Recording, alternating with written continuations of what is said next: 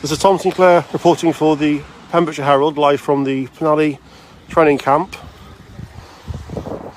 We understand a number of the residents here have been demonstrating in Tenby today and happy about staying at the camp, and they're just walking back now from Tenby back towards the camp. There's been quite a few police just in Penally now, just making sure everything is okay. Everything is calm, and police have escorted groups of asylum seekers from Tenby back into Penally. They've all just walked up now in a group. That's one small group there. Another larger group have walked through the village and are coming back to the camp now. It's understood in the in Tenby earlier on, in Marsh Road, there were shouts of freedom. They wanted to leave the camp. They didn't want to be in the camp anymore. We'll walk up now and see if anyone's got anything to say about what's been happening tonight in Tenby. It's a bit dark, so apologies if you can't see clearly.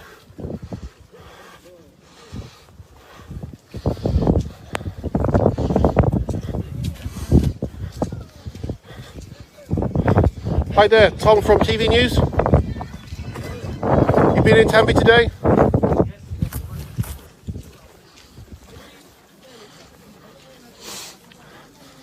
Hello, Tom from TV News. You were in Tenby today? What were you doing in Tenby? Talk to your friend. Can someone speak English? English?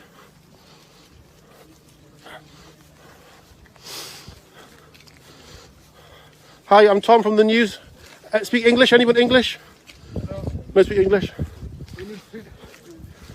Any English speakers here? He's coming now, is he? Okay. Thank you very much.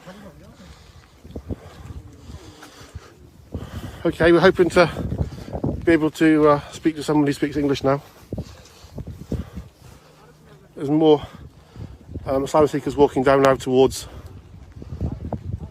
the camp, so we'll have to just wait.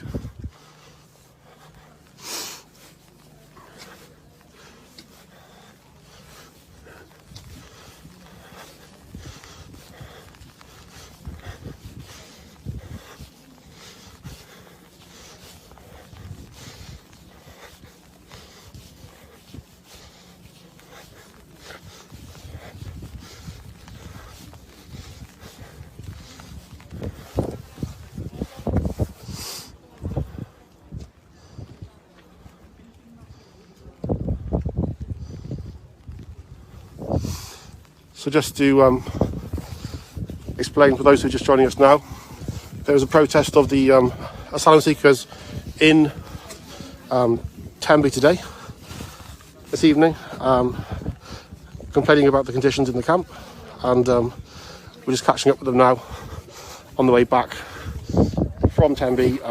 Just arrived back at the Penally barracks, waiting to be let back in now by security into the camp. There's a small police presence here. Everything's very calm.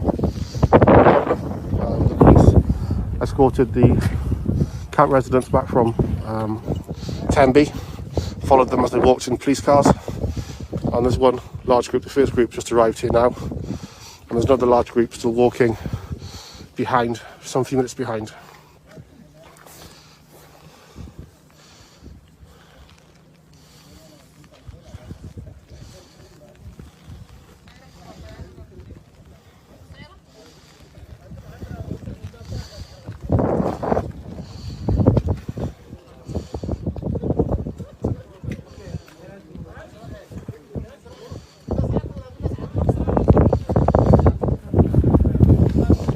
It's understood that the camp residents, the asylum seekers here, were making a bit of a protest in Tenby about the conditions in the camp. There's been a lot of talk recently in the national press and at high government levels that perhaps the conditions in this camp are not good enough for these asylum seekers. There's been talk of the meals being unedible and sanitary conditions not being good enough, and there's been talk about the residents of the camp not being able to social distance themselves from other health. That's been a massive debate over the last few weeks.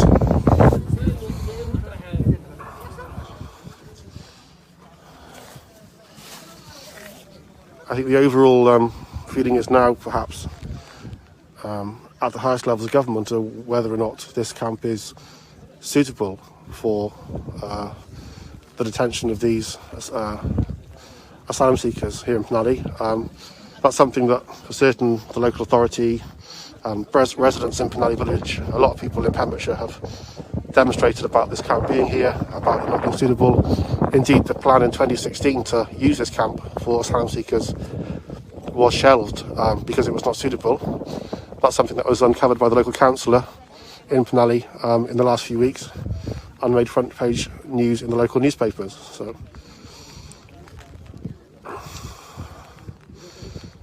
some human rights lawyers and barristers have said that the people staying at the camp haven't been able to have proper access to legal services or legal help.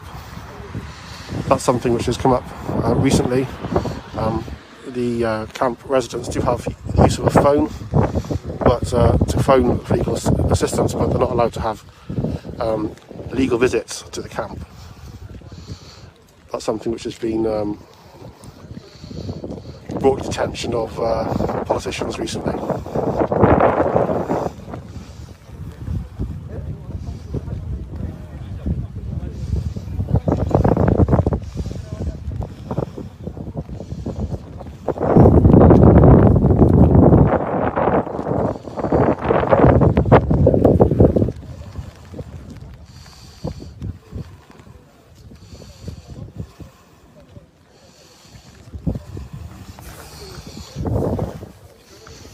So there's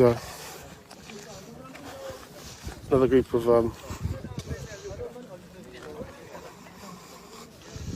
residents coming down here now. We're going to see if any of them will speak to us, if any of them speak English.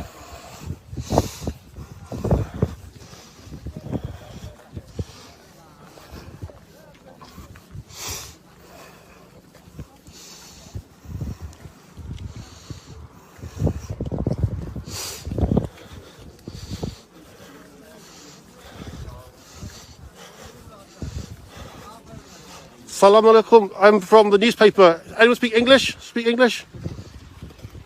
No? Yeah. I'm Tom from the newspaper. Yeah.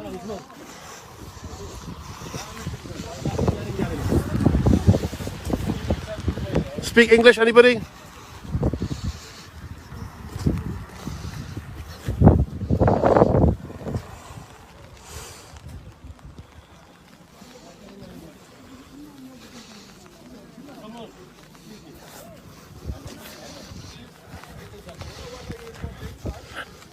I'm Tom. I'm from a local newspaper which is called the Pembrokeshire Herald, and we've been reporting about everything happening in this camp for a very long time now, since the camp first opened. And do you remember there was a lot of problems before? Well, I wanted to ask you today, were you making any kind of demonstration in? Yeah, doing a demonstration. We've been just protesting here. We just went to Tenby to show that we are really frustrated by the situation inside the camp. Yes. We are very to come out from this camp, because this is a very horrible situation for us. We are living very many in one room. The service, the toilet, everything is very horrible. We just left the same situation. And we've seen some photographs of inside the camp about the standard of the food not being great, the standard of sanitation not being great. We do know about this, and we also know that we think as a newspaper this camp may have to close very soon for legal reasons. So we don't think that you're going to be here for much longer. But could you tell us, what's the most difficult thing for you about being here? The most difficult for us is that, as I told you, we flee from situations like this. We flee from camps. We were in prison, we were in dungeons, incarceration, and We're feeling the same place. We are really traumatized by the situation here. We expect to live in normal life. We expect to live in dignity and respect with people, beautiful people like you. But we've been really suffering and very stressful. We've been witnessing some transfers, but as Eritrean community, we've been ignored. So we want to get attention and we want to come up from this campus. Have you been able to get legal help from a lawyer or someone to help you in your situation? We got lawyers, but they told us they only care about the case, not about our situation. You know? Okay. Yeah, they don't care about our situation. Now, I understand that in the High Court in London, the biggest court in London, there's a case going on now, generally about this camp, and that some people here as being used as an example in that case. Do you know anything about that case? We don't really know. And no one's told you about what's happening in the near future, how long you're likely to stay here? We don't really know actually. They told us in the very beginning, they told us we might stay only 1 month, but we're already here for most of the month. 4 months already. You see, if you come inside, you see the toilet, they are all the toilets, also, you know, there are people who want to eat 3 times or 2 times, but people are not eating, and there are some people who try suicide. Suicide? Yeah. No, I understand, yeah, that's happened, yeah. There's too much stress in the house, yeah. So people are not staying in the house, so they want to go out, and you know, we are asking like freedom stuff, right? So even now, the security, they were not allowing people to go out. Why not? Why? Because we want to gather here and we want to do this activity. Yes. So, you know, we didn't do anything. We go to the city, we didn't do anything. We just come back. Yeah, if you look at the reservoir itself, is very traumatizing because we feel like we are in a cage, you know? Yes. So living inside these reservoirs itself is very traumatizing and very stressful. We can't sleep. Sometimes there is a time where you don't sleep the whole day and night, and very stressful because we expect to live in dignity and a normal life, but we are thrown to barracks. This is a military barracks. Someone who is a soldier can manage to live here, but we are just ordinary citizens. We are civilians. We are not soldiers. So we need a normal life to live with the normal people in towns and other cities. Okay, so if you want to have a chance now to talk to, say, Priti Patel, the head of the Home Office, the lady in charge of all of this in London, what's your message that you want to tell to her? We wish, I would like to send a strong message, to come out from this camp as soon as possible because we are really in a bad condition. I don't know if we are in a bad condition. We are stressed by this situation. We've been expecting to come out, but we've been ignored. Especially as the Eritrean community, we've been ignored. Nobody has transferred since we come here. So we want urgently to come out from this camp. Do you think that since you've been here, you say you've been here for 4 months, do you think that conditions in this camp have been getting better or getting worse? Worsening. The situation has been worsening. Yeah. Do you mean like the food, or what do you mean generally? Everything. The treatment, the shower, the toilets blocked every time. The food itself is worsening. The way they treat us, everything is worsening. Nothing is good in this camp. And what's your relationship like with the security guards here? What's your relationship with them? Are they all good, kind to you, or? They always try to, try to arrogant. They're arrogant actually because they always try to find faults on us. But as I told you, we are civilians. We respect the law. We respect them, and we have never did anything bad. So that's it. So generally, you're saying the camp conditions are worsening. People have tried to commit suicide. The food's bad, and you just generally want to get out of here now. You've had enough. Yes, that's the demand. And do you know about the number of people staying at this camp? Has that got more or less people since you've been here? Come again? The number of people that are staying in this camp, has it increased or decreased? We don't really know the number, but we've been witnessing ups and downs in number. The first beginning, I think we were more, but now the number might be smaller, but we don't know. For us, we've been the same. For us, all the people who came, we are here. Almost 50 people around that 50 in number. Yes. And we are all here. Nobody have transferred to, I think, very few, maybe 2-3 people who left us here, but the rest were here. And the Eritrean community. Yeah. do you know what's happening about your particular case, your application for asylum? How is that going on? Do you know information about, We don't have any information about that. We don't have at all. you don't know what's happening? Yeah, we don't know what's happening. Okay, and in terms of making a complaint about this camp, have you managed to talk to anybody important about complaining to improve things for you? Yeah, we sometime back we protest the same place here, and they reported in news, and we've talked to the administration inside the camp. There is also a representative from Migration Help. We Yes. talked to her, but nothing happened. Nothing changed. I see. Yeah. Does anybody else like to talk or tell me about your situation in the camp? Does anybody want to? Anyone else speak English?